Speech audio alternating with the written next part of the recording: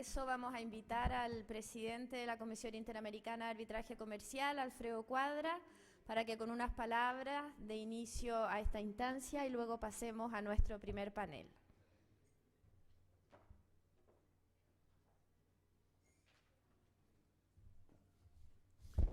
Muy buenas.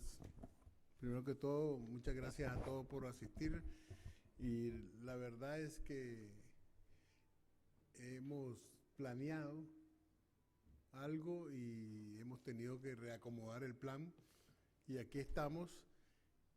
Y así que no voy a dar mucho palabras, sino que más bien agradecimiento de su asistencia y hacer un anuncio de que el día de hoy se compactaron, gracias a la excelente labor de Laura, que yo pido un aplauso porque Laura ha estado sobre nosotros. Y estamos ahí, nos tiramos correo y contestamos rápido, Laura. Por lo menos no ha sido bastante expedita la comunicación para que esto sea un éxito. Y no se preocupen, por lo menos para los chilenos. Todos sabemos que no es culpa de ustedes lo que está pasando y realmente estamos listos para acomodarnos a los cambios. Si no, pregúntenle a Fernando, que en el desayuno se tuvo que tomar uno de los cambios y aquí lo tenemos, Liliana, los demás damas y todo. Así que muchas gracias y espero que la agenda que tenemos hoy académica pues sea de mucho provecho para todos. Y como les repetía antes, en todo el día vamos a tener la agenda que teníamos hoy y mañana.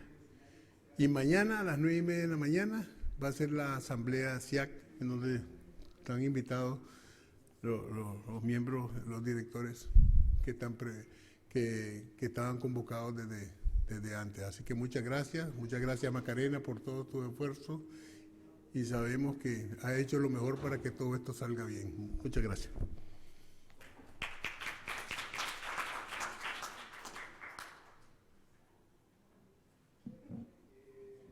¿Aló? ¿Ya?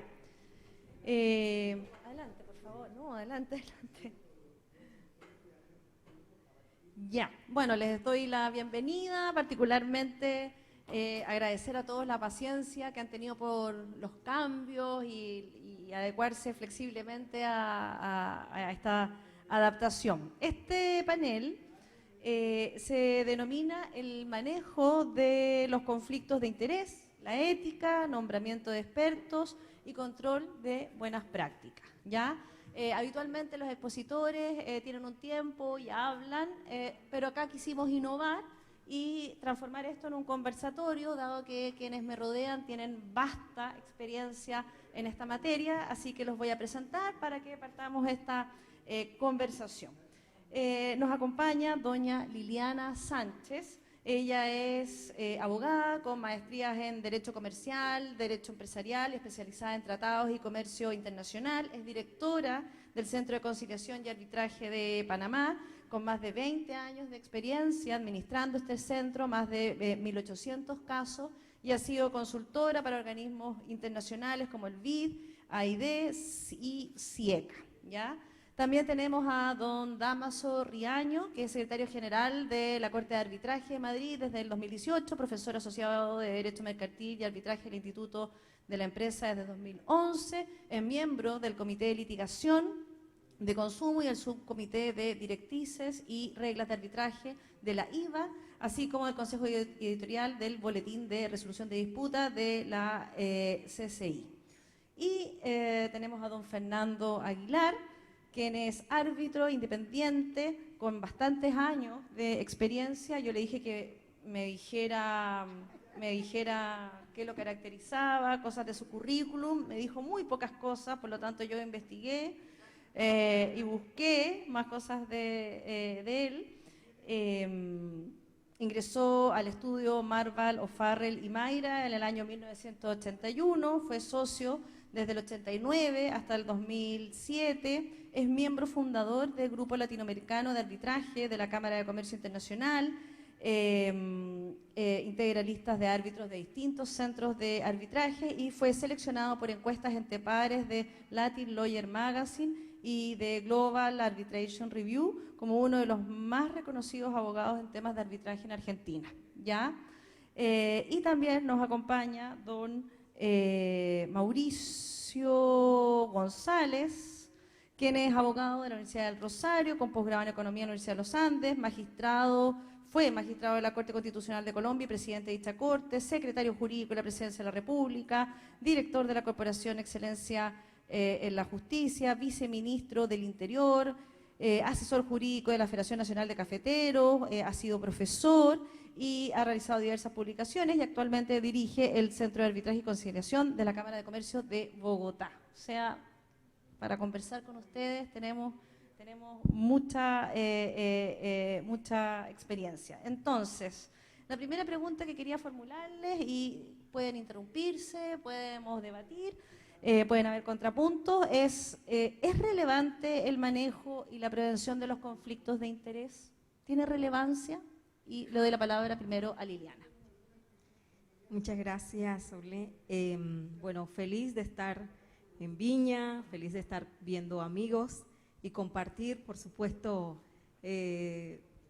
siempre son experiencias, ¿no? Nunca me había tocado un estado de emergencia en un país que no fuera el mío, pero creo que es parte de la idiosincrasia latinoamericana y en algún momento nos ha tocado situaciones difíciles. Entonces, estos son experiencias y qué bueno contar la historia, ¿no? Vamos a verlo en el lado positivo. Con referencia a tu pregunta, Sole, definitivamente que sí, o sea, contar, es relevante tener un manejo y prevención de los conflictos de intereses en todos los sistemas de resolución de disputas, ya sea pública o privada. En este caso voy a referirme a la privada, que son las que manejan los centros de arbitraje que componen la SIAC. En el caso pues nuestro, nosotros tenemos un sistema preventivo, si lo podemos llamar así, y un sistema de manejo. El preventivo tiene que ver con dar a conocer las posibilidades de conflictos de intereses a la comunidad de practicantes en el medio arbitral. Y digo dar a conocer porque la mayoría de los sistemas de manejo de conflictos de intereses están basados en prácticas internacionales, los denominados soft law, y son generalmente prácticas internacionales que se manejan a través de organismos como IBA, la International Bar Association, ¿verdad?, que tienen unas guías referentes a los conflictos de intereses, pero también hay otros organismos como OSEA que han dictado otras normas, e inclusive pues la Corte Internacional de Arbitraje. Entonces, todos estos organismos han creado un sinnúmero de prácticas que son consideradas al momento de ser evaluadas por las partes o por los terceros como una evaluación de los posibles conflictos de intereses que debe examinar el árbitro al momento de ejercer. Entonces, en estos mecanismos preventivos, como quiera que los centros de arbitraje no nos podemos convertir en codificadores y que las circunstancias en los temas de conflicto de intereses son muy particulares. Generalmente, en el caso panameño, cuando a nosotros nos toca revisar un tema de conflicto de intereses, siempre la Secretaría del Centro se reserva una frase que ya le he dicho a la gente, siempre la vamos a incluir, y es que el análisis se hace de corte internacional, porque la ley nuestra tiene un corte internacional y así lo dice expresamente, y también que nos vamos a reservar el derecho de hacer un análisis caso por caso. Es decir, que no se puede considerar en un tema de conflicto de intereses particularmente una jurisprudencia per se de la Secretaría, porque cada caso va a tener un sinnúmero de situaciones. Y digamos que contar con un mecanismo preventivo, es decir, dar a conocer los posibles conflictos de intereses y dar a conocer todas estas herramientas con las que cuenta el árbitro, se podría considerar el sistema preventivo. Ahora bien, en el sistema de manejo ya sí estamos hablando de un orden mucho más procesal. y es que las instituciones de arbitraje tenemos que contar con un procedimiento que sea transparente y que sea público. Es decir, no podremos manejarnos un procedimiento cada vez que inicia una investigación por conflicto de intereses o una denuncia por conflicto de intereses. En este caso, se presenta una recusación con un árbitro o una objeción como lo permite el reglamento SECAP. Y ese procedimiento tiene que ser público en el sentido de que las partes o el propio árbitro sepa cuáles serían las consecuencias jurídicas que le atañen en el caso de que incumpla este ordenamiento. Es decir, se incumpla, se recaiga en un conflicto de interés, cuáles serían las consecuencias. Entonces sí, definitivamente tiene dos cortes, uno preventivo y el otro puramente de manejo procesal. Sí, por complementar un poco los puntos que ya ha levantado Liliana, a mí me parece que la pregunta es más que pertinente. Es muy difícil que construyamos confianza, que es el corazón de cualquier institución, sin un sistema de revisión de conflictos especialmente creíble y, en un sentido más amplio, sin un sistema de designación o de confirmación, que es donde esta reflexión normalmente emerge, que genere confianza. Y yo sí les quería dar una pincelada de cómo tratamos de abordar esta cuestión en la Corte de Arbitraje de Madrid. Siempre le damos muchísima importancia a construir institución, en el sentido de que no dependa de las personas concretas. Es fácil construir la confianza de persona a persona. Nosotros tratamos de tener un sistema que haga que dé igual que personas estén ocupando un puesto en la Comisión de Designación, en la Secretaría General o donde quiera que sea. Y la clave para nosotros del sistema de designación y de revisión de conflictos es que, por un lado, intervengan al menos un determinado número de personas, o sea, que no dependa de solo una persona hacer este chequeo. Nuestro sistema de designación, la propuesta, la parte de Secretaría General se consulta con la presidenta de la Corte y la decisión la toma una comisión independiente de 5 personas. O sea que lo primero, tiene que haber masa crítica, suficientes pares de ojos mirando un caso para estar seguros de que el resultado es confiable.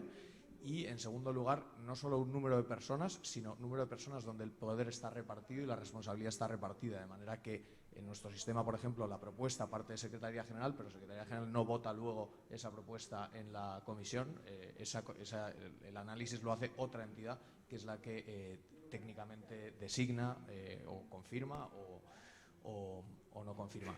Y, muy importante, como ya lo he adelantado, que parte de las personas que intervienen en esa cadena de decisión sean independientes, no tengan ninguna relación con la institución más que su función como integrantes de la Comisión de Designación, y así es el caso en la Comisión de Designación de la Corte. El remate de todo esto está además en dar publicidad ex post para que haya un análisis de mercado sobre las cosas que ocurren en la institución. En nuestro caso ocurre, desde luego, en cuanto a la publicación de las designaciones. Los nombres de las personas que actúan como árbitros en la Corte son públicos desde hace un año, y es algo que creemos que está funcionando muy bien, sobre todo para tratar de convencer a los escépticos del arbitraje.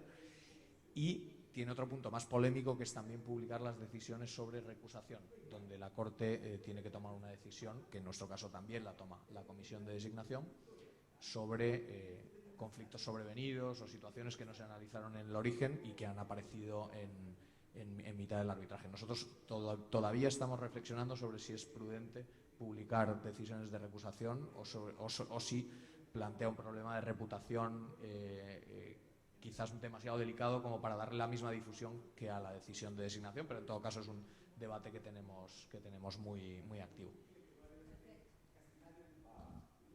Bueno, muchas gracias, Soledad. El tema es pertinente, especialmente en el caso nuestro, que es el Centro de Mediación y Arbitraje Comercial de la Cámara Argentina de Comercio. Lo tenemos muy bien regulado, porque nosotros tenemos libertad absoluta para la designación de árbitros. O sea, en nuestro centro las partes pueden elegir la persona que quieran como árbitro. Aún puede no ser abogada, aún puede ser no nacional de Argentina. Entonces, En contraposición con esa libertad absoluta, uno tiene que explicarle al candidato a arbitraje cuál es la importancia del conflicto de intereses. Yo he visto en general que en los reglamentos de arbitraje y en los marcos regulatorios se sale del paso diciendo que las causales de recusación de los árbitros son las mismas que de los jueces. En materia de arbitraje eso es totalmente insuficiente, porque los jueces no tienen conflicto de intereses. Los jueces no han hecho práctica profesional, no tienen clientes presentes ni pasados, ni esperan tener clientes en el futuro. En cambio, el árbitro, que normalmente uno espera que sea un profesional especializado y con destacada trayectoria y actuación profesional en su jurisdicción, tiene todo, tiene clientes pasados, tiene clientes presentes y tiene expectativas de clientes futuros. Entonces, la cuestión del conflicto de intereses se vuelve muy acuciante. Y al respecto, es importante entonces explicarle esta situación, explicarle el riesgo de que corre, de que si se destapa un conflicto de interés, eso puede dar lugar primero a su recusación y en segundo lugar a la nulidad de todo lo actuado.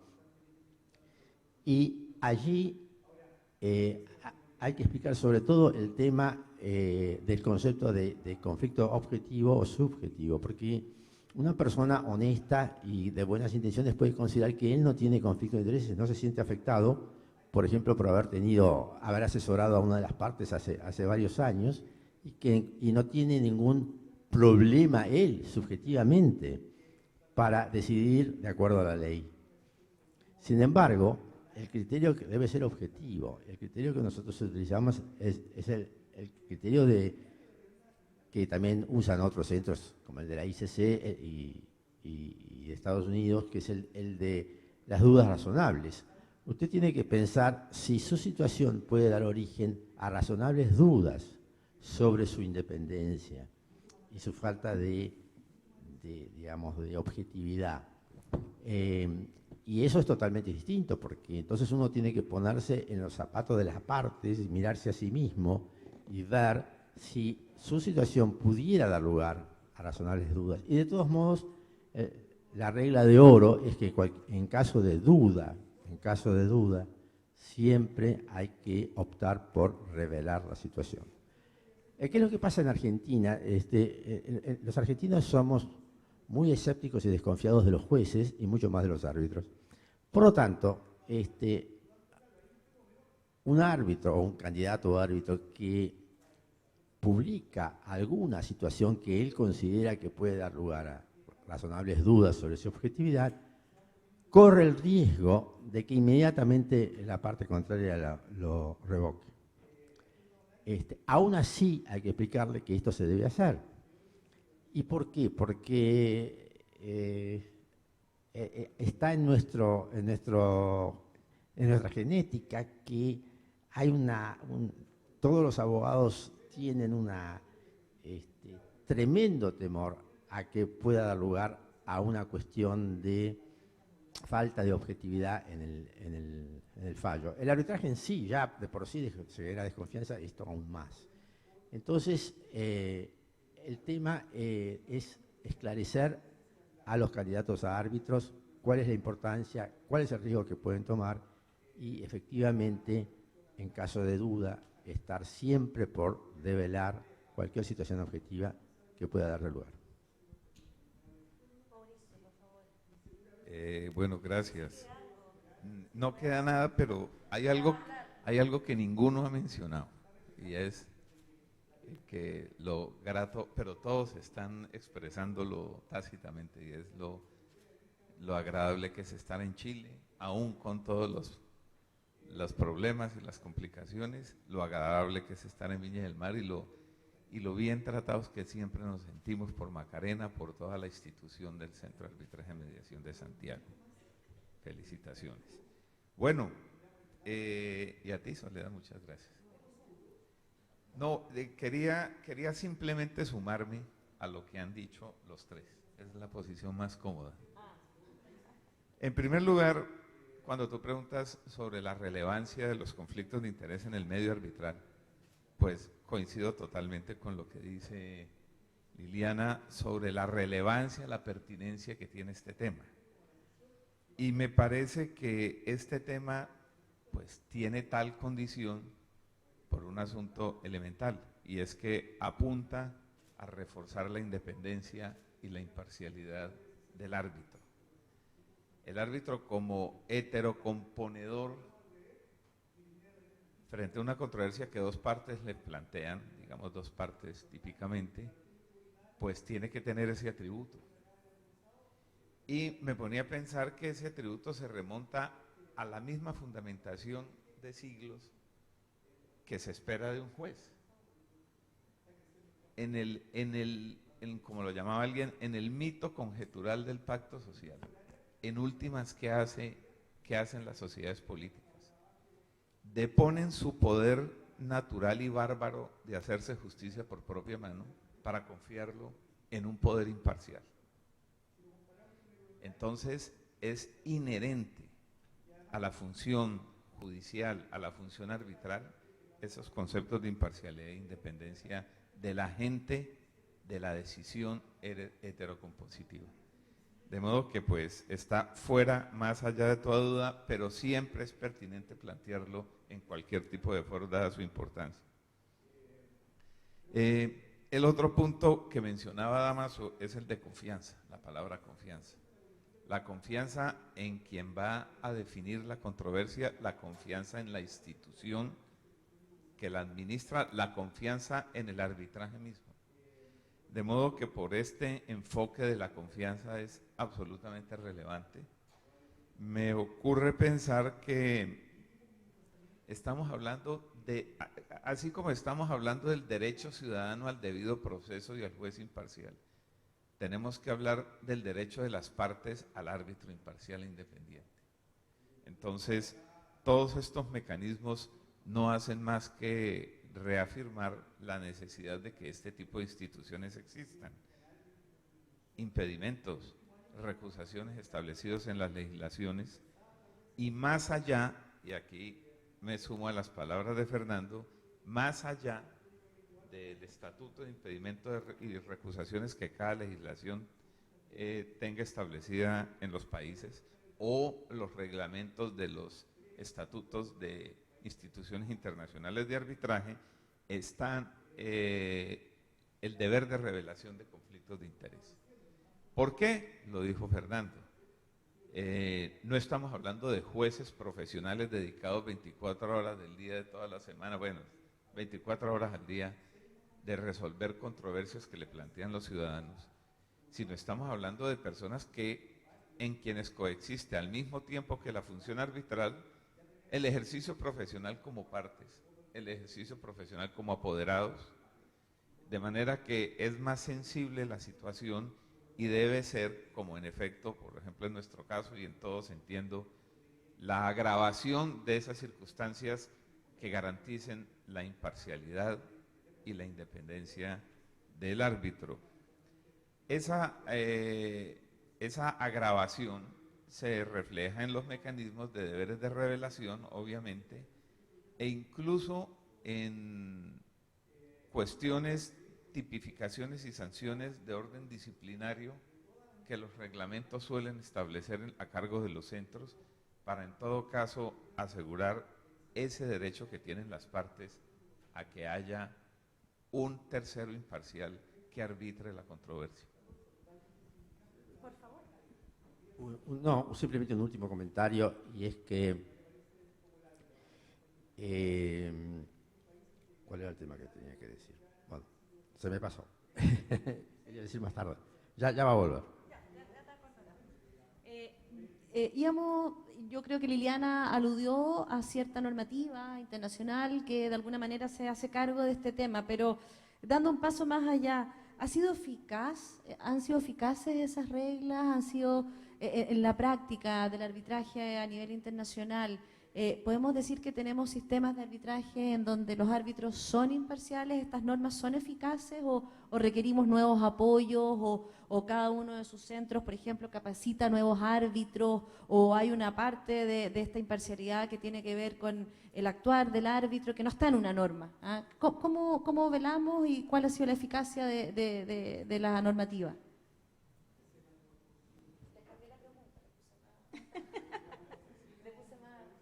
Eso va a seguir ocurriendo, creo.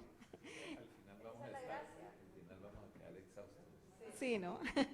Bueno, yo me refería a que a nivel internacional hay un sinnúmero de normas que no son de obligatorio cumplimiento porque no son códigos, tampoco son leyes, pero más bien han recogido la evolución del arbitraje y de ese principio tan importante como es el principio de la independencia y la imparcialidad del árbitro. Y en la búsqueda de esa independencia y esa imparcialidad del árbitro, que es básica, como señalaba Fernando y Mauricio, son sistemas basados en la confianza. Si no existe confianza en un sistema de administración de justicia, como en efecto es, evidentemente no se va a desarrollar o no va a evolucionar. Entonces, prácticamente, estas normas, estas guías a nivel internacional, lo que vienen es a recoger la práctica de muchos años, probablemente muchas situaciones en que las partes no se sintieron cómodas frente a que un árbitro actuara como tal, a sabiendas de una situación de un probable conflicto de interés. Y en esa evolución, porque las instituciones, el arbitraje no escapa, las instituciones no son estáticas, evolucionan, se crearon este sinnúmero de normas que generalmente se redactan con mesas de trabajo de practicantes de arbitraje que evidentemente ese es su día a día. Una de esas y la más conocida tal vez a nivel internacional son las normas de IVA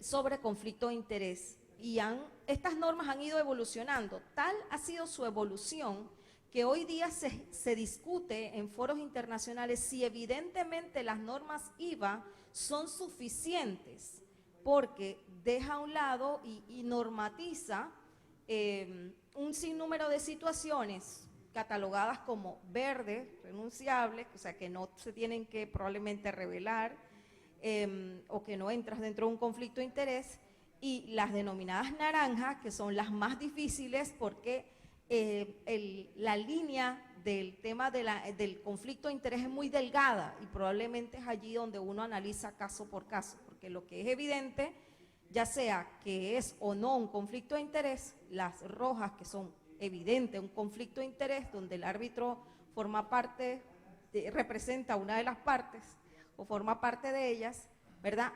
Lo que es evidente no se tiene que probar o no se tiene que analizar mucho, pero pues existen estas normas. Sin embargo, yo he ido a varios foros en los cuales se discute si evidentemente este sistema IVA es suficiente. Y básicamente es porque la ley modelo UNCITRAL, que es la mayoría de la base de las mayorías de las legislaciones latinoamericanas y a nivel del mundo, de las leyes de arbitraje, destaca de manera eficiente que el árbitro debe ser independiente e imparcial. Y no dice unas causales, como dicen para los jueces, que estas son y aquellas no son. Entonces, se discute el tema IVA, es que si las normas IVA son suficientes para rescatar este principio tan importante en el tema de arbitraje. Muchos centros de arbitraje de Latinoamérica, incluyendo el panameño, tenemos, además de este análisis de normas internacionales de soft law, que no solamente es IVA, ahora hay Corte de Arbitraje, la Corte de Arbitraje de Madrid también tiene uno, SEA tiene una guía de prácticas, de buenas prácticas, en el que se incluye el tema de independencia e imparcialidad, ¿verdad? Algunos centros también tenemos un código de ética para árbitros. Ya no estamos hablando del tema puramente procesal que atañe al caso, sino ya está mucho más allá arraigado a la ética que debe guardar el árbitro al momento de hacer esa revelación o al menos a la declaración de independencia e imparcialidad. En el caso panameño nosotros tenemos, al igual que otras instituciones, un formulario en el cual el árbitro señala o declara, es una declaración jurada, su independencia e imparcialidad, y allí pues hay uno que dice, soy independiente e imparcialidad, no obstante quiero llamar la atención a las partes y a la institución sobre tales hechos y tiene el deber de hacer la revelación. Esto, por supuesto, conlleva un procedimiento dentro del proceso propiamente tal, pero fuera del proceso propiamente tal, el Código de Ética implica que cualquiera de las partes que sienta que el árbitro incumple con el derecho, con el deber de independencia e imparcialidad, puede hacer una denuncia de falta a la ética. Y tenemos un procedimiento interno en el cual la parte presenta su queja, establece la posibilidad, la fundamentación de esta queja y se le da traslado al árbitro para que el árbitro haga un descargo. Evidentemente, cuando el árbitro hace un descargo, se hace una evaluación y esta evaluación se lleva a un consejo y el consejo hace el análisis sobre la posible sanción o si hubo primero violación o no a la ética conforme al Código de Ética y se establece si evidentemente se violó el Código de Ética por parte del árbitro, se establecen algunas sanciones. Y estas sanciones van desde un llamado de atención por escrito, una suspensión de sus actuaciones como árbitro o inclusive una expulsión de la lista de árbitros. Y esto es sumamente importante a nivel legal porque en Panamá la ley panameña, cuando establece el perfil del árbitro y quienes no pueden ser árbitros, se establece que no podría ser árbitro quien haya sido expulsado de la lista de árbitros de un centro de arbitraje. Es sumamente grave el caer en una circunstancia como esta porque eso te inhabilitaría a ejercer como árbitro en el territorio nacional. Entonces es muy importante y pues a eso quiero referirme con lo que tú señalas, que si solamente nos conformamos con lo puramente procedimental que tiene que ver específicamente con esto o realmente estamos creando estructuras robustas para que los árbitros se sientan comprometidos a nivel institucional y a nivel de su actuar propiamente tal. Sí, nos preguntabas, Soledad, si han sido útiles los instrumentos de los distintos instrumentos de soft law en materia de conflictos. En mi opinión han sido muy útiles, por más que deban seguir perfeccionándose. Dos pequeñas muestras de su utilidad.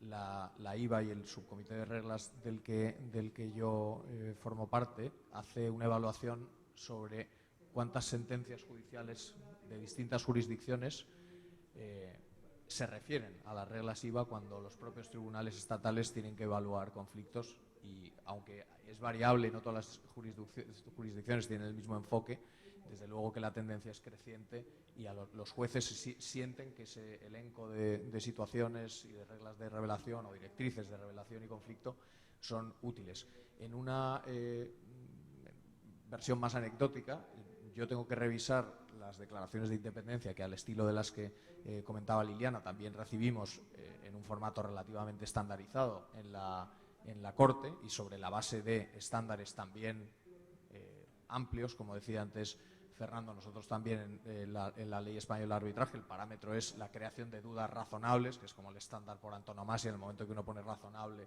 en una norma está creando un estándar. Y a mí me resulta muy útil tener alguna palanca con una cierta legitimidad profesional como son las reglas que derivan de un cuerpo tan grande como la IBA, para poder evaluar y tener alguna referencia para enfrentarte a toda esa fenomenología hiperamplia del conflicto, especialmente con estudios de abogados de distinta categoría, de distinto tamaño, de distintas culturas del mundo. En fin, aplicar ese estándar de la duda razonable al conflicto es muy complicado. Creo que todos estos instrumentos son muy bienvenidos, son un esfuerzo, en mi opinión, titánico por gobernar una situación muy, muy compleja. Al lado de las reglas de IBA han surgido otras, como decía Liliana, en alguna hemos colaborado nosotros activamente. Recientemente se ha publicado el Código de Buenas Prácticas del Club Español del Arbitraje, que nace con una vocación similar, pero pensada sobre todo para el mundo latinoamericano, español, portugués, no necesariamente de todo el mundo. Uno puede opinar. Yo, cuando me enfrento al análisis concreto de las revelaciones, hay algunas reglas IVA que me sorprenden, algunas directrices las veo naranja, las veo que a mí me parece naranja muy oscuro, que se parece muy al rojo. Otras me parece que es imponer un estándar de revelación que, como decía antes Fernando, sobre todo para la parte outsider del arbitraje, le pueden generar una sospecha infundada sobre una conducta que puede ser absolutamente normal, que no genera ningún problema o no debería generarlo, y en cambio el hecho de que se revele al que no conoce cómo funciona el arbitraje y dice, bueno, si me lo están revelando será por algo, no será que solo es pura decoración. De manera que es labor de todos contribuir a seguir puliendo esas normas, pero a mí me parece un instrumento para densificar un estándar muy útil en la práctica. Y como último comentario sobre este deber de cómo se deben ir adaptando, a mí me parece que son aunque los instrumentos de soft law han sido objeto de muchísimas críticas y es comprensible que distintas tradiciones jurídicas, desde luego los países de derecho civil, los miran con más escepticismo porque tenemos menos tradición en ese ámbito. A mí me parece una buena manera de ver cómo se van destilando, como decía antes Liliana, prácticas muy constantes. Estos instrumentos sirven para fijarlas, no se escriben en piedra, se escriben en papel, pero sirven para que, como decía antes, el outsider, que es la persona que se enfrenta a mayor complejidad cuando se acerca a un arbitraje, tenga algo, sepa algo, porque si no, el problema es que el outsider no sabe nada y todos los que venimos a conferencias de arbitraje y trabajamos en arbitraje lo sabemos todo. Entonces, por su propia esencia va a desconfiar de nosotros y se va a sentir a disgusto en una fiesta cuyas normas no escritas no conoce. Esto es una manera de escribir de manera flexible algunas normas y ir destilando conductas y prácticas que se van imponiendo. Y a mí, reflexionando sobre otros puntos que hablaba con Macarena cuando pensábamos en este evento y hablando de financiación de litigios y arbitrajes por parte de terceros, esto, que es una práctica que solo está llegando a algunos países y que se está estableciendo en alguna medida en otros, y en cambio en el mundo anglosajón está ya muy establecida, también ha tenido reflejo en las reglas IVA, y si uno ve las directrices, ve que hasta de eso, práctica relativamente moderna para muchos, hay un primer indicio de que la solución debería ser que la parte revele si es una parte financiada, para que el árbitro pueda comprobar sus propios conflictos con ese fondo que quizás ha financiado varios casos en los que ese árbitro está inmerso. De manera que vuelvo por donde empezaba, que a mí me parece un instrumento muy útil, que como todas las cosas útiles debe seguir perfeccionándose, porque si no deja de ser. Gracias. Muy de acuerdo con todos los comentarios que de Dámaso. Me vino ahora el comentario que quería hacer, y es el siguiente. Este es uno de los puntos donde claramente se diferencia el arbitraje ad hoc del arbitraje institucional. Cuando hay problemas de conflicto de intereses o de incompatibilidades en el arbitraje ad hoc, es muy difícil buscar una solución. Generalmente hay que volver al tribunal judicial para que dirima la controversia. Cosa que, existiendo una administración de centros de arbitraje, es mucho más simple y más fácil de hacer. Así que ese es un tema que hay que tener en cuenta, sobre todo que el reglamento UNCITRAL tienen que tener presente, o NUTMI, como se dice en español, que está pensado como para el arbitraje ad hoc, no como arbitraje institucional. Entonces, tiene sus complejidades por ese motivo. Segundo, hay dos oportunidades para hacer el análisis. Uno es al principio, en el momento de la designación, cuando la parte designa al árbitro o el centro designa al árbitro, que el árbitro tiene que hacer su manifestación sobre si tiene o no conflicto de intereses, y las partes pueden opinar o rechazarlo en ese caso. Y la segunda oportunidad es cuando la causa o evento que crea el conflicto es posterior, se presenta durante el proceso arbitral, y que puede dar lugar a una recusación posterior. Inclusive puede ser recusado el árbitro por la parte que lo designó, siempre que no sabía, siempre que declare y pruebe que no sabía que existía esta situación al momento de la designación o que esta es una situación sobreviniente. Y bueno, y finalmente con el tema de si son completas o no son completas las reglas IVA, yo creo que alargar la lista roja no tiene ningún sentido. Es decir, por más que alarguemos las causales y taxativamente la lista se alarga, siempre hay casos que no están previstos. O sea que es mucho mejor tener un concepto general y después verlo cómo lo aplicamos en cada caso, y además eso tiene que ver, como les dije, con la cultura jurídica de cada país. Hay países que son más permisivos y otros que son más celosos. Y no tiene ningún sentido alargar la casuística, porque siempre va a haber hipótesis que no están incluidas en la casuística. No, aquí trato de ser original en un tema que despierta tanto consenso. Pero pienso en lo siguiente, ¿cómo hacerlo posible? Que es el fondo de tu pregunta, ¿no? ¿Cómo hacer posible ese control? Unas categorías que ayudan pueden ser, dentro del concepto de imparcialidad, el concepto de impartialidad y el concepto de independencia. El concepto de independencia es más fácil de abordar, porque se refiere generalmente a situaciones objetivas que pueden afectar esa imparcialidad del árbitro. Entonces, sí, claro, el tipo o la señora es tía del apoderado, bueno, o, en fin, hay situaciones de relación familiar o situaciones profesionales o hechos sobrevenidos, por supuesto.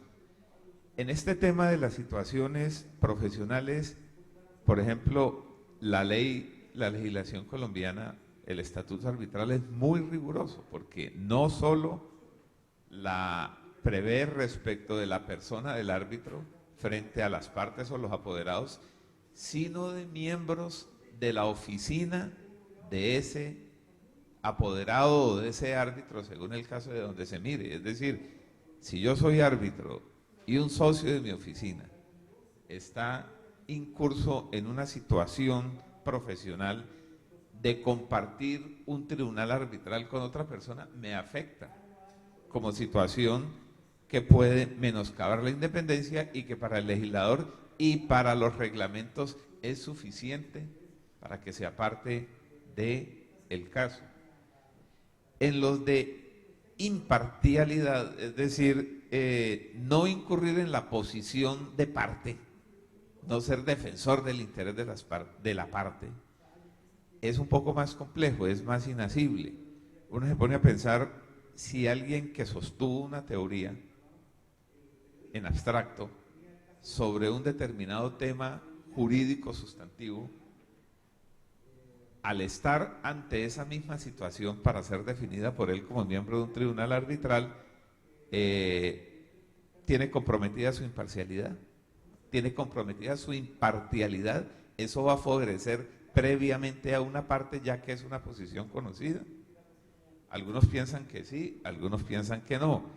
En esto yo tiendo a creer que si dejamos que eso prospere como una circunstancia, pues vamos a empobrecer los foros y los congresos de arbitraje, porque nadie se atreve, y los libros de doctrina, porque nadie se atreve a concluir una posición sustantiva determinada por temor a que en el futuro esté ante una situación concreta donde debe aplicar esas teorías.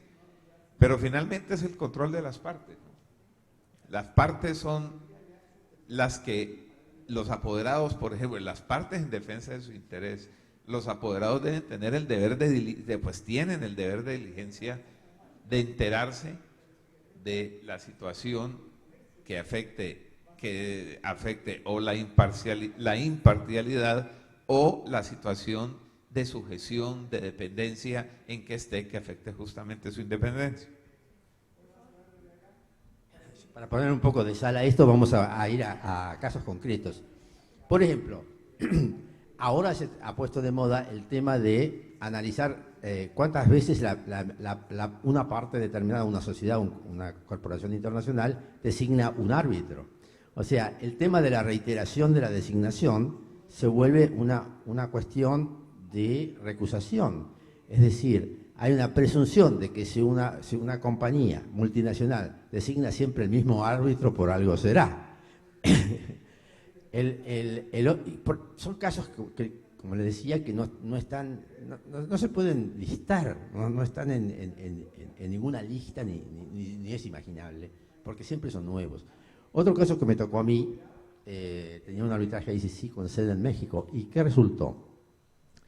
Que quien era árbitro, en nuestro caso, fue designado por una de las partes, su abogado, en otro caso no relacionado, que no tenía nada que ver, pero en ese otro caso, el abogado de una de las partes era el árbitro. Entonces se daba la situación cruzada. En nuestro caso, había un árbitro y un abogado de parte, y en otro caso, el abogado de parte era árbitro y nuestro árbitro era abogado de una de las partes. Entonces, la parte contraria dijo, mire,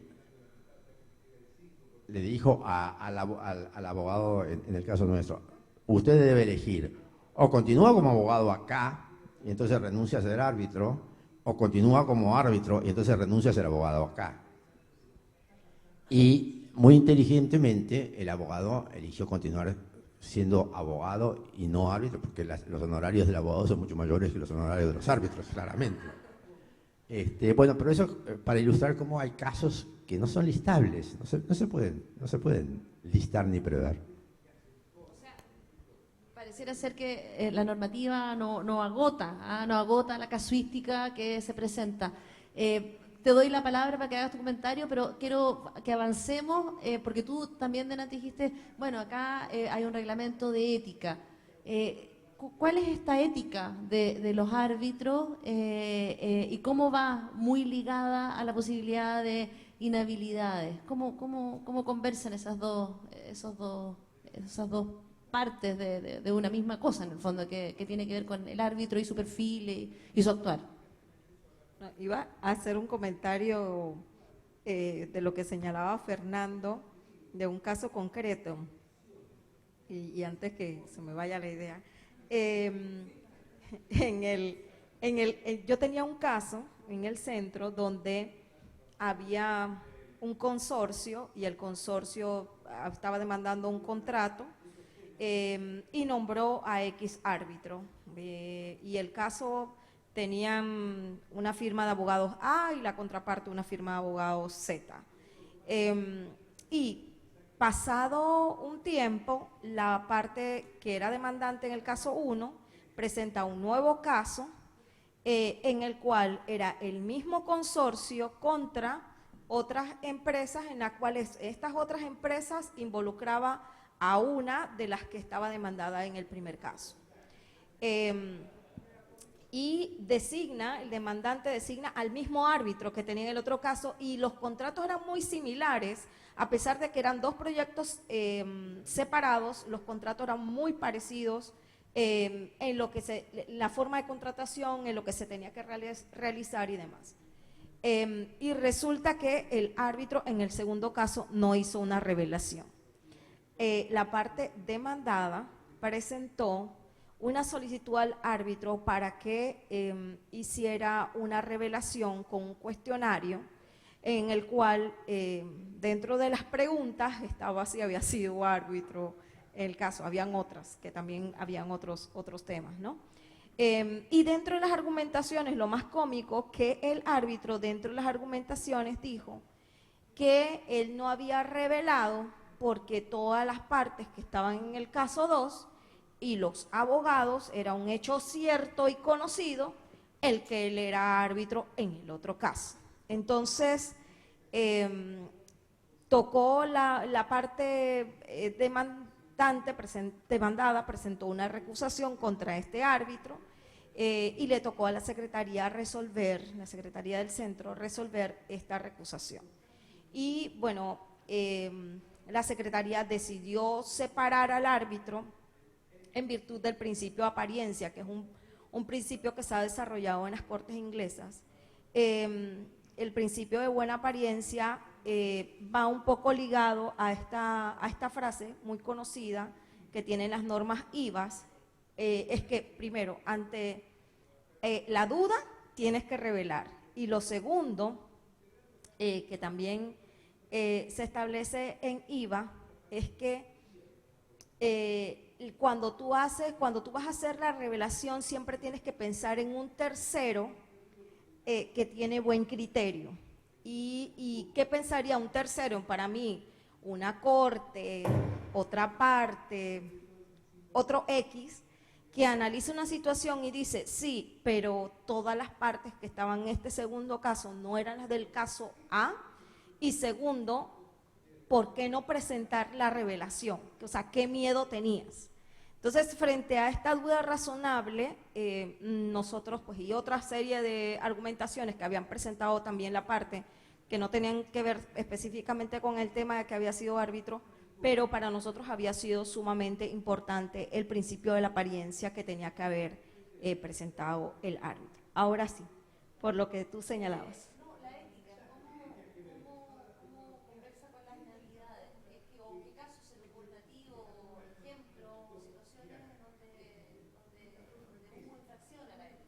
Bueno, generalmente los códigos de ética son códigos de normas, yo les llamo ideales, de muchos ideales, porque generalmente un código de ética lo que tienen es normas de ideales, de lo que debe ser un árbitro o un buen árbitro.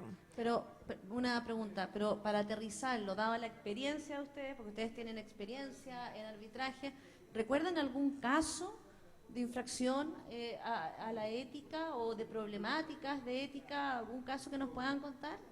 Sí, precisamente por lo que tú me dices, las normas éticas son... Sí. Entonces, ¿recuerdan un caso concreto en donde la ética del árbitro está en juego? Sí, nosotros tuvimos un caso, pero fue con el reglamento anterior al del 2015, que es el que tenemos actualmente, y que también era con la anterior ley, donde el tribunal arbitral resolvía sus propias recusaciones y no las resolvían las instituciones de arbitraje.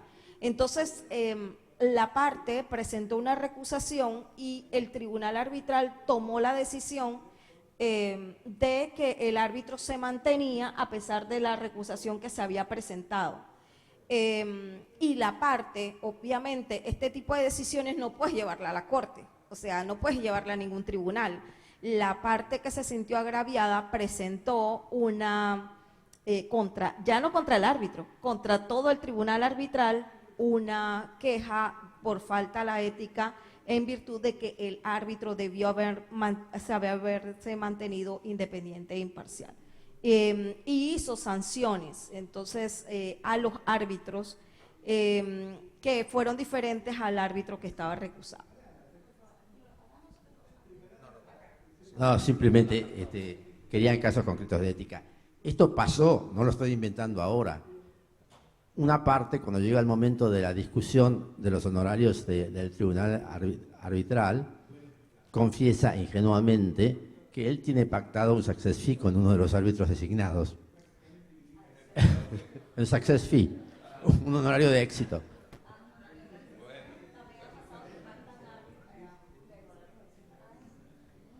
Yo desafortunadamente no tengo un caso tan exótico como el que acaba de traernos Fernando, pero bueno, me imagino que es cuestión de tiempo que lleguen a mi mesa cosas tan provocadoras como un success fee para el árbitro. Sí, yo llevo 1 año y medio trabajando en la Corte y solo hemos tenido un caso de no confirmación, que encaja más o menos en el punto por el que nos preguntabas, Soledad, y no se confirmó un árbitro que aceptó un mandato para actuar en un caso de post-M&A cuando él había intervenido de una forma no central, pero había intervenido en la negociación del contrato hacía unos cuantos años. él consideró que era revelable, pero que no era un obstáculo para fungir como árbitro, y la comisión de designación, mayoría 3-2, o sea, tampoco fue 5-0, es de no confirmación, decidió no confirmar. O sea que afortunadamente tenemos muy poca imprudencia, incluso en el caso en el que ha ocurrido, la mayoría estaba dividida. Pero déjame que le dé la vuelta a tu pregunta, porque me sumo al esfuerzo de Fernando por añadir un poquito de sal y de pimienta. Estamos hablando en términos muy positivos, yo el primero, de todo este esfuerzo por, de alguna manera, codificar la ética o la lealtad con el proceso, con las partes, y yo comparto este esfuerzo y creo que es útil, pero muchas veces con estas normas que uno redacta con la mejor intención no se da cuenta de qué armas está dejando disponibles en la mesa para que se usen con otros propósitos absolutamente distintos. Cuando uno tiene un código tan amplio como el de recomendaciones IVA sobre situaciones que podrían dar lugar a un conflicto, se da la oportunidad a las partes, y nosotros hemos tenido experiencia, yo no lo puedo decir con una certeza 100%, pero la intuición fuerte es que se ha hecho un mal uso de los códigos de conflicto, cuando a las partes simplemente un árbitro no les gusta. O sea, nosotros tenemos una política bastante decidida y que ¿Como algo dilatorio, dices tú? ¿El qué? ¿Como algo dilatorio, como para entorpecer? Podría ser dilatorio, pero la percepción que yo tengo es en casos donde la política de la Corte, que consiste en designar a árbitros menos veteranos para una determinada categoría de caso, o a más árbitros mujeres en vez de a solo hombres, como solía ser o casi solo hombres, como solía ser la práctica anterior. A una parte no le gusta, y lo que no le gusta es que le han designado a una mujer. No le gusta que le hayan designado a una mujer y tiene todas las palancas del mundo en el código que sea, de ética, para decir que en realidad presentar esa objeción, que no me gusta porque es demasiado joven o es inexperta o es de una jurisdicción para mí lejana, como un conflicto pseudo ético. ¿Y qué ha pasado? ¿Cómo y se ha entonces resuelto eso? esto es la trampa de la ética. La ética está fenomenal, pero en manos de los abogados todo puede ser usado en línea recta o en zigzag. Y nosotros empezamos a verlo. Nuestra comisión ha reaccionado muy bien y ha desestimado estas recusaciones porque no les ve. Pero son maneras por las que grietas por las que se cuelan otros prejuicios, otras formas, y la ética tiene muy buena prensa, entonces es muy fácil presentar un... Y pregunta, en la práctica ese árbitro, ¿cómo sigue adelante? Porque, por ejemplo, en materia de mediación, cuando una de las partes dice, yo no tengo confianza en el mediador, no hay discusión. Es como cuando tú vas al doctor.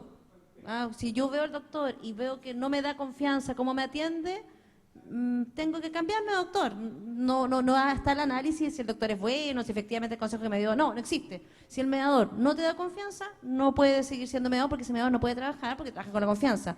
En materia de arbitraje ustedes también hablan mucho de confianza. ¿Cómo sigue adelante ese árbitro que han tratado de inhabilitarlo? Porque en el fondo todo lo que estoy resolviendo va a estar o va a pasar por un sedazo de... Es una pregunta muy, muy pertinente. En mi experiencia yo he visto dos tipos de enfoque cuando un árbitro es recusado o recibe una carta que es anticipación de una recusación.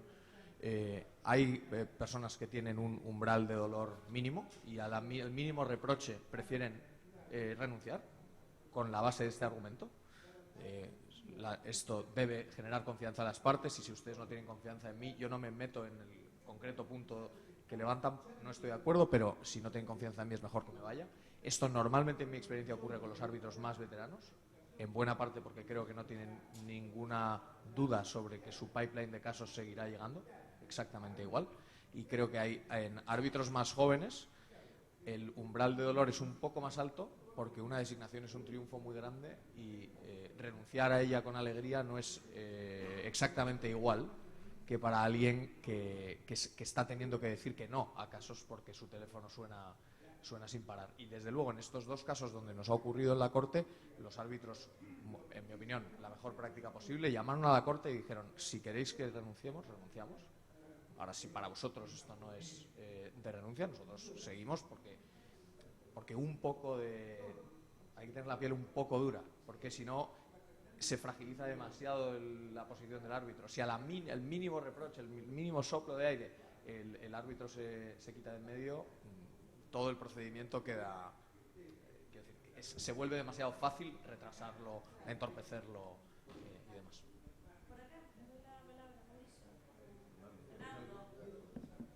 y demás. Bueno, hay una cuestión en primer lugar donde ética y legalidad se cruzan. Hay otros en que ética y mejores o buenas prácticas se cruzan, sin tener la marca de la legalidad. En el primero de los casos, pues obviamente, como ocurre en muchas legislaciones, la omisión del deber de revelación constituye per se una causal de recusación.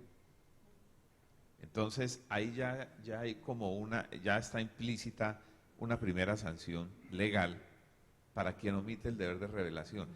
Pero a su vez, en los centros de arbitraje que manejan listas, que manejamos como en Bogotá, constituye una razón para la hora de la evaluación de la permanencia o no de alguien en la lista. Otro aspecto relacionado con los honorarios.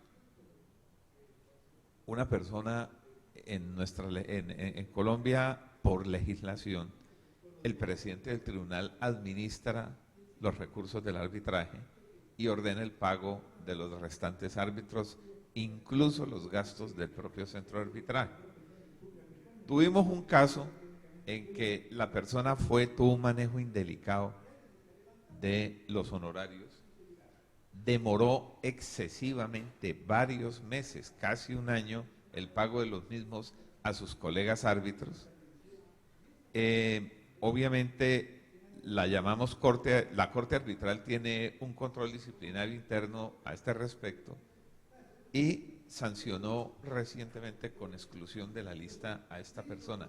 El caso es el siguiente: esa persona, a su vez, por sorteo, que es una modalidad de designación cuando las partes no llegan a un acuerdo, y para evitar que vaya al Poder Judicial, habiéndose acogido a las reglas del centro, hay un sorteo entre los expertos del caso, los especialistas según la naturaleza del caso, y resultó sorteado. Entonces viene el dilema: ¿qué hacer? La sanción es exclusión de la lista, pero durante el proceso de revisión de su conducta y antes de proferir la decisión por la Corte Arbitral, resultó sorteado en otro arbitraje. ¿Qué hacer? Pues obviamente no se le puede imponer retroactivamente la sanción, pero sí optó por la Corte Arbitral por hacer pública la sanción para que las partes tomen la decisión del caso. De manera que esto de todos modos envuelve un reproche ético a la persona. Hay otros asuntos muy relacionados, un asunto medio parecido con lo que mencionaba Liliana en relación con las revelaciones, que pueden generar como reproches éticos eventualmente, o pueden sugerirlos. Uno, cuando no se hace revelación porque la parte obligada a hacerlo, porque el árbitro obligado a hacerlo, considera que es un hecho evidente para las partes. Y otro, porque considera la insignificancia del hecho. Eso, por diferentes razones, llegó a decisión no de la Corte Arbitral, sino del propio centro. La respuesta que dimos fue la siguiente: el suficiente o insuficiente conocimiento por las partes del hecho no revelado, o el que supone que es suficiente conocimiento de las partes, no deja de ser una conjetura, por evidente que le parezca a la persona que lo alega. De manera que eso no la releva a esa persona del deber de informar. Y en segundo lugar, parecido, la insignificancia del hecho. Porque esta persona decía: yo participé en un proceso arbitral que desde el momento en que se constituyó se frustró, pero las reglas le indican que debe revelar toda participación en un proceso arbitral, y tenía que hacerlo. Y de la misma manera, la insignificancia del caso no le corresponde al titular del deber de revelación. Eso le corresponderá a las partes, decirlo. Sí, con esta información que usted me suministra, yo considero que es tan insignificante que ni vale la pena que consideremos relevarlo. Pero el deber de información, el deber de revelación sí tenía que haberse dado. Y aunque aparezca como una norma un poco estricta, de todos modos es curarse en salud y evitar que sea el propio titular del deber quien califique la pertinencia o no de la revelación, cuando hay unas reglas objetivas. En últimas, aquí ya entramos en terrenos que no son legales, a veces ni siquiera de reglamentos de centros, sino de buenas prácticas, Y los centros somos los más interesados en fijar unos estándares de buenas prácticas, de modo tal que el arbitraje mantenga un nivel de conducta y de percepción ética muy alto. Eso es fundamental para el arbitraje. Perdona que te interrumpa, porque justo la última pregunta es, ¿cómo evitamos malas prácticas? ¿Cuáles son las buenas prácticas que ustedes consideran necesarias o que se les ocurren o que ustedes han implementado en sus centros para evitar estas malas prácticas? Que es más o menos lo que tú ibas a... Sí, antes, Fernando, me permites una cuestión que quería comentar relacionado con algo que dijo Dámaso. Estas reglas, según se utilicen, pueden dar para allí o para allá. Y es muy peligroso que estas reglas se utilicen para descalificar árbitros que no tienen por qué ser descalificados o mejorar la posición de una parte en un tribunal. Pongo un ejemplo concreto rápidamente. Cuando una persona, constituido un tribunal, cuando un apoderado, por ejemplo, decide designar o cambiar, cuando una parte, decide cambiar o designar, pues cambiando un apoderado que tiene un vínculo, por ejemplo, de parentesco con un miembro del tribunal. Ese hecho sobreviniente suele presentarse. Y en el centro de arbitraje nuestro lo vimos como una conducta impropia del apoderado, como una provocación de una situación que no afecta ni la estatura ética del árbitro, ni la imparcialidad del arbitraje, y por el contrario, merece un llamado de atención del propio centro para que no incurra en ese tipo de prácticas. Bueno, el tema de las buenas prácticas. Hay dos tipos de reglamentos de arbitrajes. Algunos, bueno, por supuesto que, de nuevo, el arbitraje ad hoc aquí no tiene ninguna herramienta como para, prácticamente como para defenderse en estos casos. Con respecto a los centros de arbitraje, hay dos tipos. Aquellos que, según su reglamento, una vez constituido el tribunal, el centro le envía el caso, le envía el expediente al tribunal y se desentiende por completo del tema hasta el laudo final. Y el segundo caso es el grupo de centros de arbitraje, como es el caso, por ejemplo, de la ICC, donde el centro de arbitraje lo que hace es velar porque se cumpla el reglamento, o sea, velar porque los árbitros cumplan con el reglamento del arbitraje hasta el final. Inclusive en la ICC está la famosa revisión del laudo para evitar nulidades. Estos son dos tipos de reglamentaciones muy distintas, pero que le permiten, en un caso, a los centros de arbitraje controlar de que el tribunal de arbitraje cumpla con el reglamento y, si llegado el caso, llamarle la atención, tirarle las orejas. Pero esto en cuanto a los árbitros, pero ¿qué sucede con los abogados? Nuestros adorados colegas generalmente son los responsables de las malas prácticas. Y allí es donde la responsabilidad recae en el árbitro exclusivamente o el panel arbitral. Es el panel arbitral el que tiene que velar por evitar las malas prácticas. Y de nuevo acá no hay una casuística, hay mil maneras de complicar un procedimiento arbitral y simplemente está en el criterio de los árbitros el llevar el proceso hasta el final, con miras a mantener la economía procesal, abreviar los plazos y llegar a un laudo que sea ejecutable en el país del demandado. Es un poco la forma.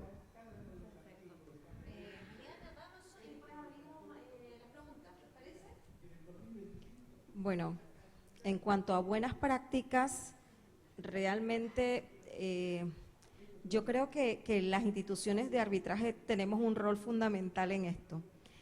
Por una parte, y creo que así iniciamos el panel de orden preventivo, y el orden preventivo es que los árbitros que funjan en tus listas de árbitros, en el caso de los centros que manejan listas, deben conocer hasta dónde llega este deber de imparcialidad. Y la única forma es a través de difusión, a través de capacitación, que nos sentemos a discutir temas concretos, que hagamos simulaciones y que esos árbitros, porque muchas veces yo me he encontrado casos donde árbitros sin experiencia no han hecho una determinada revelación por desconocimiento más que intención.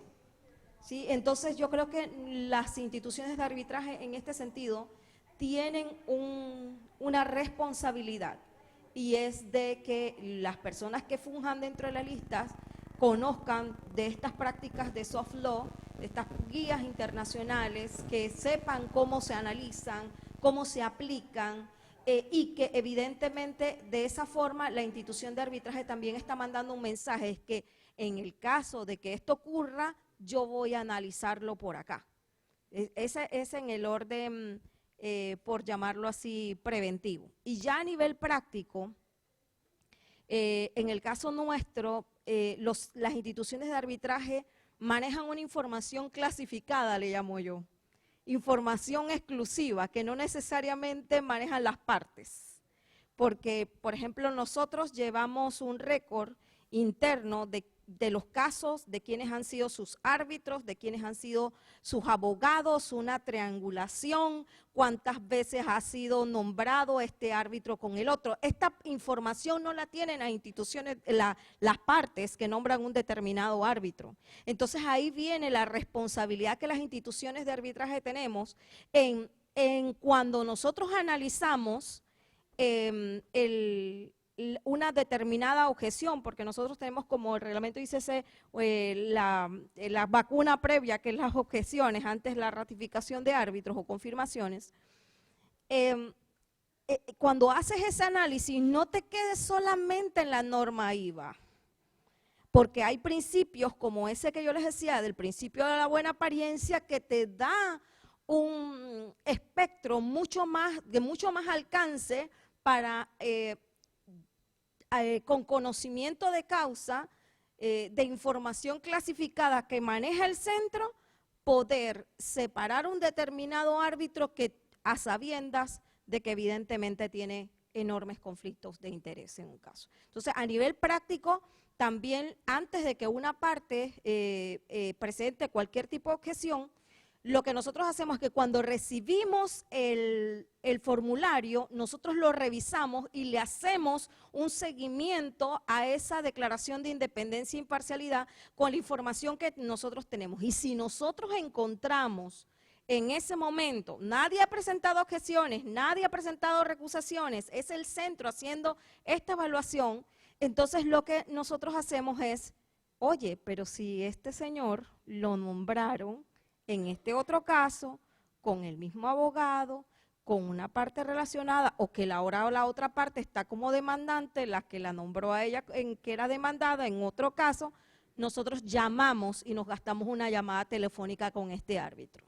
y le decimos, mira, de forma muy amigable, esto no es una represión, no se puede sentir como que el centro, sino que, y le hacemos entender al árbitro el rol de nuestra llamada, que somos una institución, que buscamos las mejores prácticas, que queremos que no se vea involucrado luego en un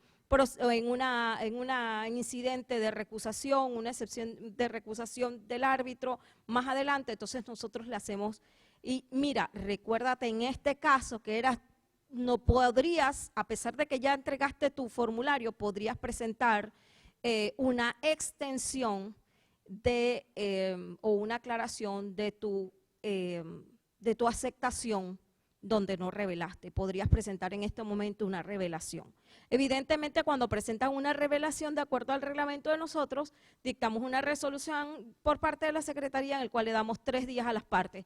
La mayoría de las veces, yo les puedo decir un porcentaje bien alto, donde los árbitros hacen revelaciones, las partes no tienen objeciones. La mayoría de las veces. Cuando son cuestiones que no tienen que ver, o sea, no es que es una roja, ¿no? Generalmente es una naranja allí muy tenue, pero la mayoría de las veces que se hacen este tipo de revelaciones, le dan mucha más confianza a las partes y las partes deciden no presentar una objeción referente al árbitro. Eso a nivel práctico. Sí. Yo añado que muy en la línea de lo que explicaba Liliana, en la Corte de Madrid también está previsto en el reglamento que la Corte complete con información que no ha sido revelada en su caso, de manera que las partes puedan opinar sobre hechos que el árbitro no consideró oportuno revelar en su primera declaración, y esto a veces funciona de manera más informal, que son las más de las veces, como explicaba Liliana, porque es lo más práctico, pero llegado el caso, si el árbitro insistiera en que no lo considera revelable, no me cabe duda de que la Corte o lo pondría en conocimiento de las partes o no confirmaría sin explicar, porque afortunadamente no tenemos que explicar si no confirmamos, porque esto genera unos problemas tremendos. Pero quería complementar la pregunta grande que nos hacía Soledad sobre cómo tratar de darle eficacia a todas estas pautas, normas o directrices, y a mí me parece que además de todos los sistemas que podemos diseñar en el reglamento de sanciones, de remociones de árbitros, me parece que hay algo más simbólico detrás, y es que a una institución fuerte es más difícil que un árbitro se exponga a llevar a cabo un acto impropio.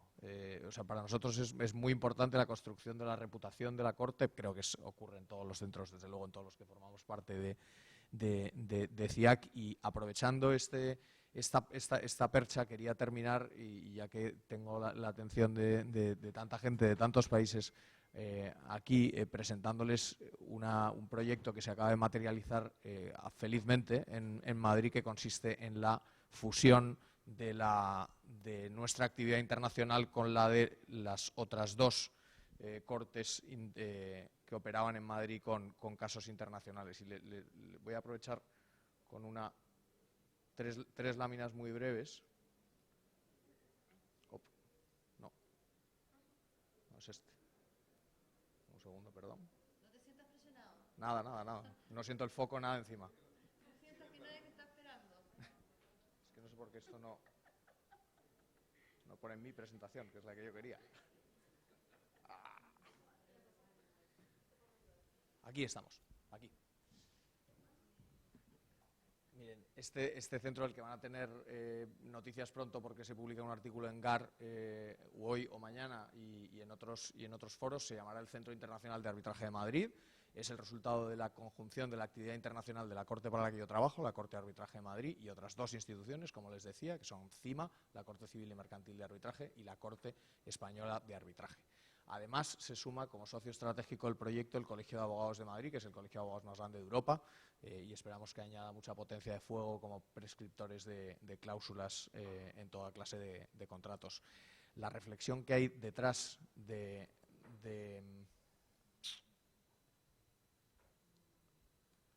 proyecto, si todo funcionara.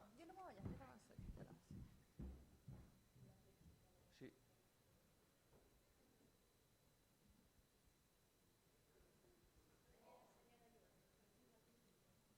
todo lo hemos probado y todo funcionaba, o sea que es culpa mía, es lo que quiero dejar clarísimo. La parte técnica estaba perfectamente resuelta.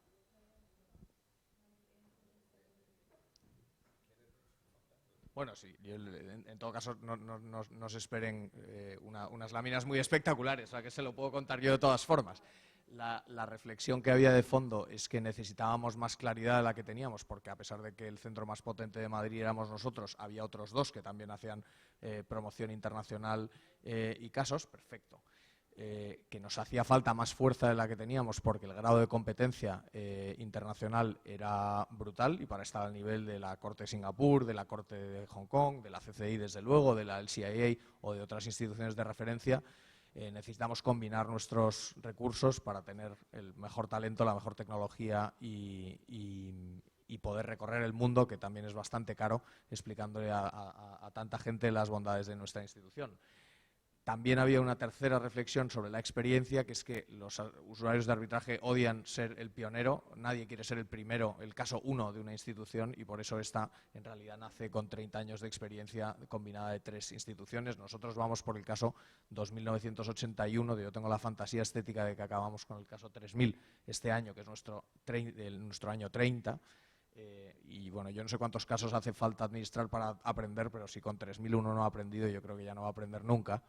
Y la idea era combinar las virtudes de 3 instituciones distintas para crear una institución de referencia que ponga realmente a Madrid en el mapa internacional basado en independencia, eficiencia y transparencia. Las personas que están detrás, y en esto me centro en lo que decía de la fuerza simbólica de una institución, está en que nadie quiere quedar mal delante de toda su práctica y la institución ha hecho un esfuerzo para atraer a personajes muy importantes del mundo del arbitraje internacional. El Pleno, que es el supervisor, tiene 13 nombres por todos conocidos.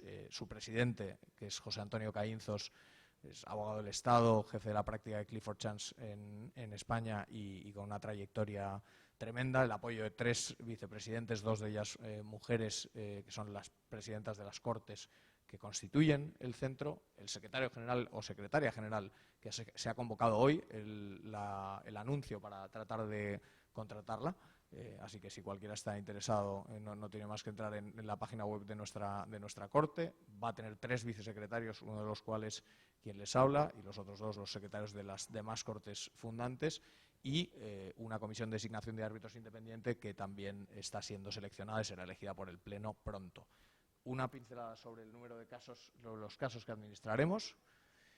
Derivan de 2 fuentes. Todo aquel que ponga la cláusula Centro Internacional de Arbitraje de Madrid irá al Centro Internacional de Arbitraje de Madrid, y además se derivarán a este centro los casos internacionales que pongan nuestra cláusula o la cláusula de cualquier corte fundante, siempre que se firmen a partir del 1 de enero de 2020. Para los casos previos se invitará a las partes a someterse al CIAM, pero salvo que las 2 partes accedan, los casos se seguirán administrando por la Corte original, y los casos internacionales actualmente en tramitación seguirán siendo administrados exactamente igual que antes por la Corte de que se trate, por nosotros, por CIMA o por la Corte Española. Y como decía, con esto es lo que esperamos, crear un centro más fuerte en Madrid que nos ayude a alcanzar estos objetivos que en buena parte hemos ido desgranando en esta conversación. Bueno, que les vaya bien, éxito en ese nuevo proyecto. Pregunta, ¿alguien tiene una pregunta? Valga la redundancia. Entonces, Lau, toma, ahí está el micrófono. Toma.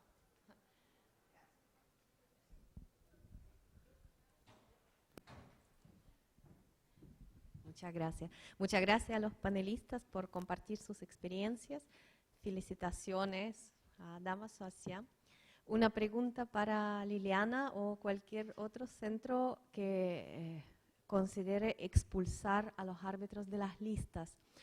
¿Cómo reaccionan los árbitros expulsados?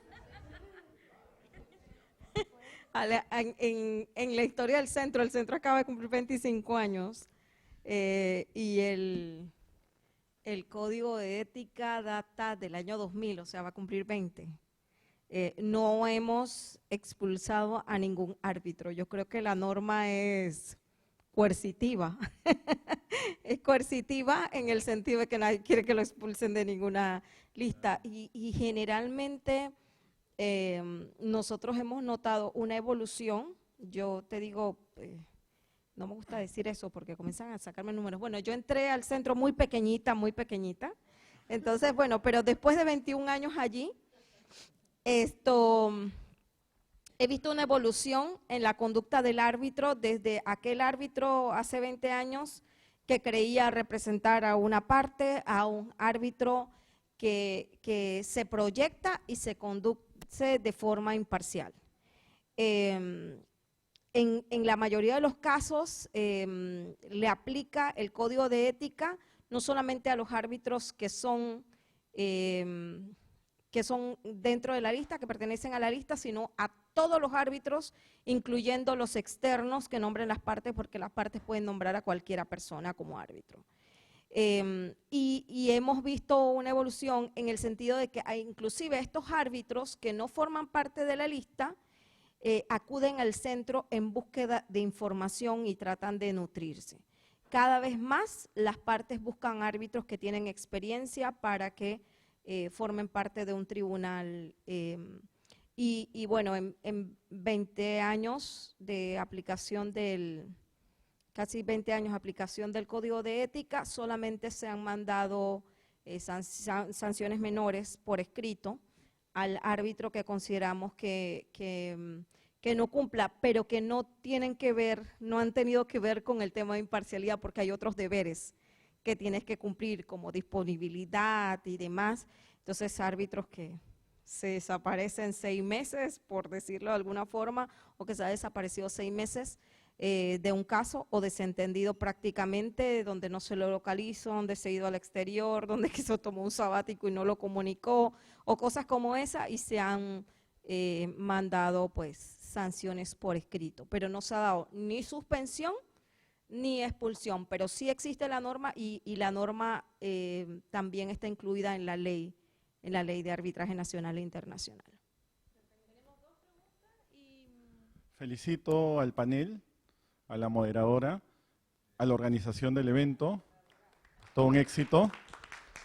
Soy Walter del Águila, árbitro de Perú, y han hablado sobre el deber de revelación, ¿correcto? Pero también existen situaciones sobrevinientes que se pueden acontecer una vez que está instalado el tribunal arbitral.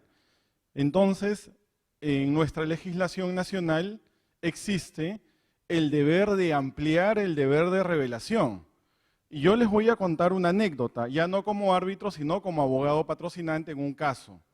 Resultó que en la comunidad arbitral, que es pequeña, ¿no?, en Lima, un colega me dice, me acabo de enterar, ¿no?, que el árbitro tal está en la lista de abogados del estudio que patrocina a la contraparte en tu arbitraje. Yo, invocando las reglas IVA, formulé una recusación. Y aunque las reglas IVA establecen una nomenclatura, el semáforo verde, ámbar y rojo, y esto estaba ya entre el ámbar y el rojo, yo lo consideré rojo, las explicaciones para cada una de las causales en las cuales podría incurrir el árbitro, de todas maneras lleva a que el Consejo Superior de Arbitraje tenga un elevado conocimiento y una interpretación adecuada de estas reglas y de la causal que estás invocando. Para el caso en concreto, se solicitó un informe ante el Consejo Superior para que tanto el abogado y el árbitro sustentaran esta recusación, pero el árbitro no vino a sustentar su recusación. Nombró un abogado para que la representara en la recusación, estuvo rebelde, no apareció, pero el asunto es que el tribunal no consideró válida la recusación y el árbitro nunca informó que pertenecía a ese estudio de abogados. Entonces, si bien es cierto, tenemos unos estándares internacionales en centros top, como denominamos en Lima, pero ¿cómo hacemos para que el Consejo Superior haga suyo esas reglas en beneficio del arbitraje? Muchas gracias. Tere, tu pregunta y para que contesten todas las preguntas y finalizamos. Bueno, felicitaciones al panel. ¿Se me escucha? Sí, eso. No, preguntas cortitas. Uno, ¿ustedes tienen en general listas de árbitros fijos? ¿Los renuevan cada ciertos años? ¿Qué porcentaje se renueva? ¿Y cómo lo hacen? ¿Mandan una carta a los que, solamente a los que van a renovar? ¿A los otros les agradecen? ¿No les dicen nada? ¿Cómo funciona eso? ¿Ah? Muchísimas, me imagino, son todos exitosos, así que me imagino que tienen muchísimas mujeres. Eso. Sobre azul. Bueno, entonces la primera pregunta para Mauricio y la pregunta que formularon allá atrás de Lima para Mauricio y la segunda pregunta para Fernando. Bueno, en relación con qué hace un consejo de abogados o de judicatura frente a estas circunstancias que se presentan, ¿sí? Bueno, en nuestro país y se le aplica la legislación de nuestro país a nuestro centro, hay un cordón umbilical porque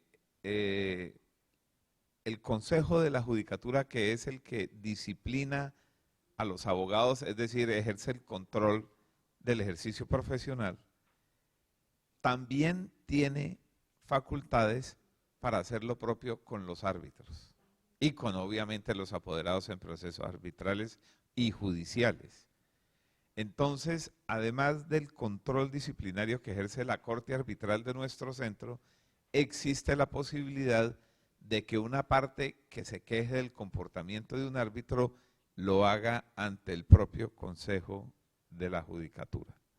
De manera que por ese lado, pues, ese asunto está.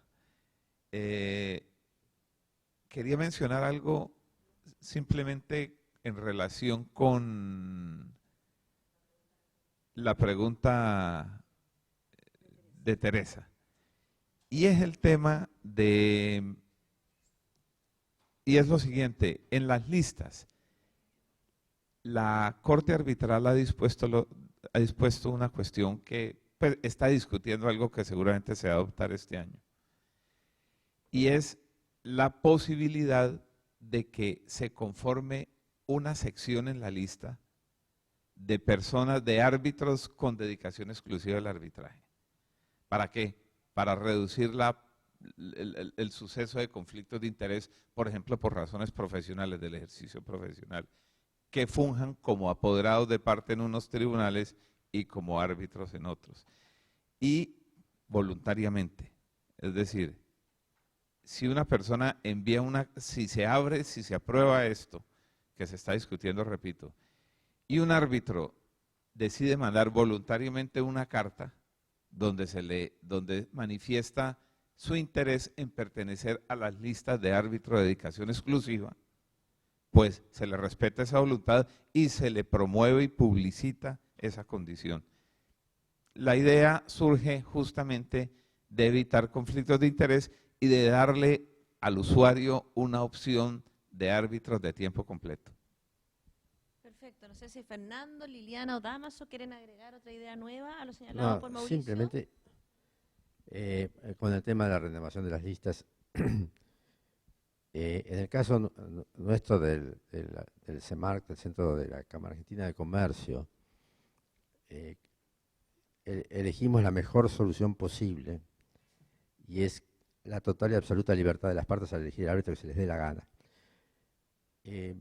Eso trae a su vez un deber de responsabilidad a los abogados en el momento que eligen la institución arbitral.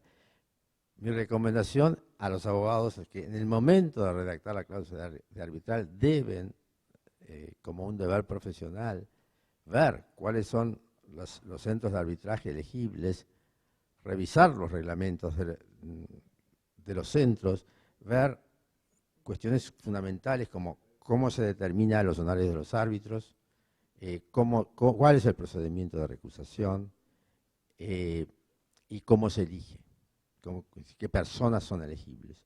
Eso es muy importante y ahí está la posibilidad de elegir un centro que admita que haya mujeres. Por otro lado, en el caso nuestro, nosotros tenemos una lista de árbitros que funciona por defecto, es decir, solamente en caso que las partes no se pongan de acuerdo, en ese caso el centro elige el árbitro. Entonces, esta lista en realidad funciona como garantía hacia los abogados. Les estamos diciendo a los abogados, miren, ustedes se ponen de acuerdo. Si no se ponen de acuerdo, nosotros vamos a elegir uno, pero va a ser uno de estos. Entonces funciona como una garantía hacia los abogados sobre qué árbitro puede ser elegible.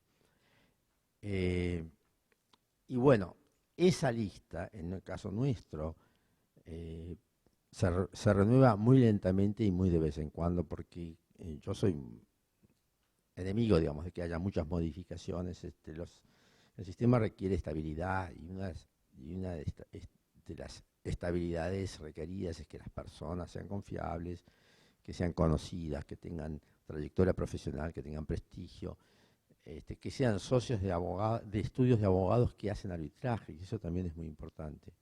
Y bueno, eso es todo. Perfecto. Vamos a almorzar. Perdón. Bueno, les vamos a entregar un regalito, un obsequio, agradeciendo su participación. Un aplauso. Sí, aplauso. Y volvemos a las 3:15 en punto, dice Macarena. 3:15, 3:15, en punto. En punto, dice. En punto. Así que muchas gracias y les damos un gran aplauso.